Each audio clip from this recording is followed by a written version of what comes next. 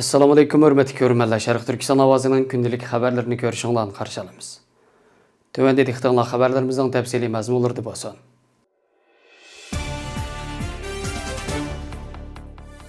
Xitay hökumətinin Sherqiy Türkistandakı bastırış və qırğınçılıq siyasətləri tüpəyli Uyğur ədəbiyyatı və mədəniyyəti qattiq buzğunçılıq uçrab yo'qolish girdabı gəlməkdə. Sherqiy Türkistandakı mədəniyyət sənət fəaliyyətləri qattiq çəkilməyə və buzğunçılıq uçrayotgan bugungi kunda dunyoning har qaysi joylarida yashayotgan Uyg'urlar o'zlari turayotgan davlatlarda ona til maktablarini kuchab taraqqiy qildirayotgan bo'lib, mavjudligini saqlab qolish, umidini o'z yurtidan yiroqda cho'ng bo'layotgan farzandlarga, avlodlarga bog'lamoqda. Mutaxassislar muhojiratdagi Uyg'urlarning adabiyot san'at faoliyatlarini rivojlantirish va milliy madaniyat izbosarlarini yetishtirish, tarbiyalash xizmatlarining muhimligini ta'kidlamoqda. Uyg'ur ona til to'r maktabi Uyg'ur farzandlarining ona tilda yezikçilik va ijodiyot faoliyatlarini rivojlantirish uchun ona tilda adabiyot kurslari ochilib, Uyg'ur farzandlarini yezikçilik va Uyg'ur adabiyot darslari bilan tarbiyalab kelayotgan bo'lib, mazkur tarbiyalash kurslarining yetakchiligida Uyg'ur farzandlari ona tilda ijodiyot asarlarini o'ttirg'i chiqarmoqda. Uyg'ur ona til to'r maktabi bu sohada konkret xizmat berayotgan ma'rif qurilishlardan biri bo'lib, mazkur maktabda ona til adabiyoti jihatdan tarbiyalanayotgan o'quvchilarning ijodiyot qilgudek saviyaga yetganligini, Uyg'ur bolalar jurnallarining bolalarning saviyasini oshirishda va ma'naviy ehtiyojini qondirishda muhim rol o'ynab kelgan bo'lib, yana yezikchilik kurslari va yozuvchilarning leksiyalari orqali bolalarni tarbiyalash, yillik plan bilan bolalarning o'z qalamida yozgan yoki tarjima qilgan kitoblarini nashr qildirish, adabiyotga doir turli faoliyatlarni o'rnalashtirish qatorliq konkret xizmatlarni tashkillashni planlagan. Adabiyotdagi talant egallarini bayqash, ularga qobiliyatini taraqqiy qildiradigan fursat va texnik kengri bir sahna yaratib berish maqsadida Uyg'ur ona til to'r maktabi yetakchiligida dunyoning har qaysi joylaridagi Uyg'ur bola yozuvchilar uchun bir jamiyat qurish planlangan. Bu bolalar jurnallari orqali bolalar yozadigan, o'qiydigan sahnalarni va sharoitlarni yaratib berayotgan bo'lib, bolalarimizning sahnasining boshqalarning sahnasidan texnik kengri bo'lish imkoniyatini yaratib kelmoqda. Uyg'ur ona til to'r maktabi o'tgan yili avgust oyida qurilgan sistemalik to'r Uyg'ur ma'rif qurilishlaridan biri bo'lib, o'zlari tashkillagan bolalar jurnallari, Uyg'ur adabiyot sinfi, Uyg'ur ona til sinfi va turli Uyg'ur tilidagi o'qitishlar orqali bolalarning Uyg'ur tilidagi ma'rif ehtiyojini qamdab kelmoqda. Kuzatuvchilarning qarashicha Xitoyning Sherqiy Turkistondagi madaniyat buzg'unchiligi va qirg'inchilik siyosati milliy kimlikning mavjudiyati va Uyg'ur adabiyot san'atining taraqqiyotini cheklayotganda, muhojiratdagi Uyg'ur farzandlarini tarbiyalash va yetishtirish Uyg'ur adabiyotining mavjudligini qo'g'dashda muhim xizmat hisoblandi.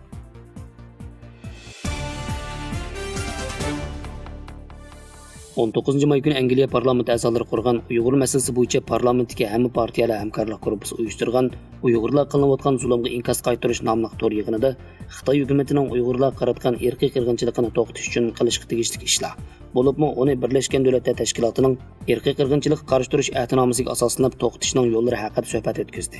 Angliya parlament a'zolaridan Alister Carmichael va Nusrat G'ani yig'in beshida qilgan kirish so'zlarda Angliya parlamentining Xitoyning Uyg'urlar qaratgan zulmini irqiy qirg'inchilik deb to'nigandan keyingi qadam sifatida amdi bu zulmni to'xtatish va uni jazolashning unumli yo'llarini tepib chiqish uchun parlamentdagi harakatlarni davomlashtiradiganligini bildirishgan.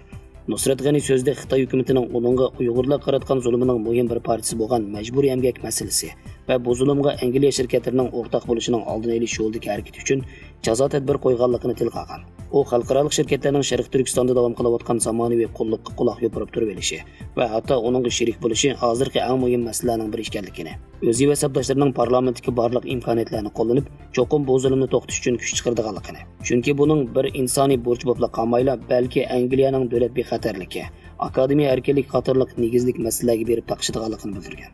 Ottawa universitetining professori kishilik huquq tadqiqot markazining boshlig'i John Parker Xalqaro kishilik huquq kitobnomasi va irqiy qirg'inchilikka qarshi turish ahdnomasi bo'yicha yuqoriqilarga qo'l qo'ygan har qanday davlatning zulmiga qarshi turish, irqiy qirg'inchilikni to'xtatish va hatto uning oldini olish majburiyati borligini, yuqorqi ahdnomlar bo'yicha hukumatlarga huquq berilganligini tushuntirib o'tdi. Bo'libmi, u Uyg'urlar qaratilayotgan irqiy qirg'inchilikning Xitoy hukumati tomonidan olib berilayotganligini eskartib, bu nuqtada shaxslar emas, Xitoy hukumatining nuqtalik jazolash obyekti bo'lish kerakligini, Angliya hukumati va boshqa hukumatlarning shunday qilish huquqiga ega ekanligini tushuntirgan. Yig'in oxirida so'zlovchilar dunyoning har qaysi joylaridagi hukumatlar, organlar va shaxslarni Uyg'ur irqiy qirg'inchilikni to'xtatish uchun harakat qilishga yana bir qatim kuchli chaqiriq qilib, mutaxassislar o'rtaq holda Birlashgan Davlatlar Tashkiloti va uning qaramog'idagi kishilik huquq kengashi, xavfsizlik kengashi qatorliq organlarning o'z rolini yo'qotib qo'yayotganligi, bo'libmi Uyg'ur masalasidagi sukutning kuchli andish qo'zg'aydiganligini ta'kidlab, Birlashgan Davlatlar Tashkilotining passivligiga xotim berilishi, buningga sabab bo'layotgan omillarning o'zgartirilishi kerakligini bildirgan.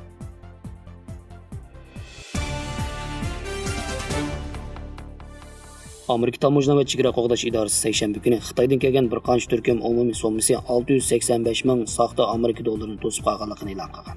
Bu saxta pullar 15 may kunidan 17 may kunigacha Amerika Chicago xalqaro xat-chek pochta markaziga avatilgan bo'lib, ularning topshirib olish adresi ayrim holda Illinois, Indiana, New York va Kentucky qatorliq bir qancha shtatdagi shaharlar bo'lib, saxta pulning turlari $5, $10, $20, $50 va $100 ekan.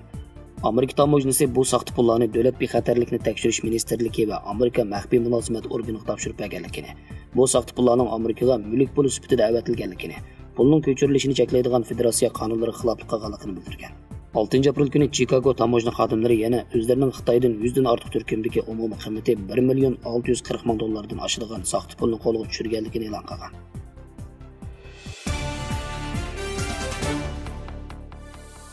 Amerika Moliya Ministerligi 18 may seshanba kuni uqtirish tarqatib, Amerika mablag' sog'uvchilardan 11 iyun tushdan burun soat 1:30 dan burun Xitoy Kompartiyasi armiyasining aloqador shirkatlari bilan mablag' selish sodasini oxirlashtirishni talab qilgan. Reuters agentligining xabar qilganda, ismini oshkorlashni xohlamagan bir Amerika hukumat amaldori Oqsaroyning Xitoyning harbiy shirkatlariga mablag' selishni cheklashga ko'ngil biladiganligini, 11 iyun kuni yangi cheklash yo'li qo'yilgandan keyin Amerikaning Xitoy armiyasi sun'iy idrok va boshqa bexatarlik aslihalariga mablag' selishni cheklashni kuchaytirdi ekan.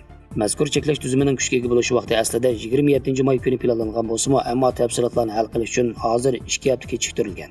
Egilnicha Xitoy Soda Awazi shirkati va Xitoy mikro yerim o'tkazgich uskunlar cheklik shirkati qatorliq kam deganda 8 shirkat Xitoy Kompartiyasining harbiy qor tizimiga kirgizilgan.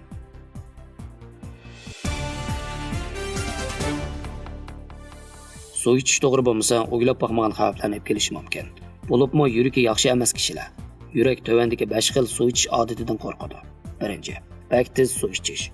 Bu xil suv ichish usuli qonni tez sur'atda suyuldirib, qonning eqish miqdorini oshirib o'tadi. Yurakning xizmat miqdori yurak muskulining oksigen sarfiyatini munosib holda eshib, osonla yurak zaiflashishini keltirib chiqaradi. Ikkinchi, ziyoda ko'p suv ichish. Suvni ziyoda ko'p ichish suvdan zaharlanishni keltirib chiqarib, bosh qiyish, muskul og'rish qatorliq alomatlarni keltirib chiqaradi.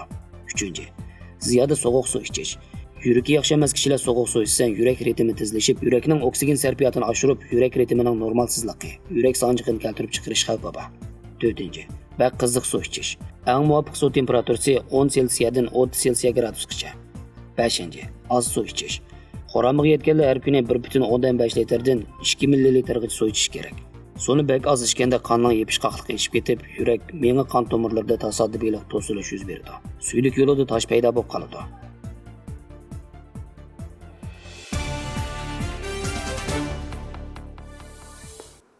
Xəbərlərimizə köklüğünə rəhmət. Görüşkici aman bulunlar. Xeyir xoş. Allah'a emanet.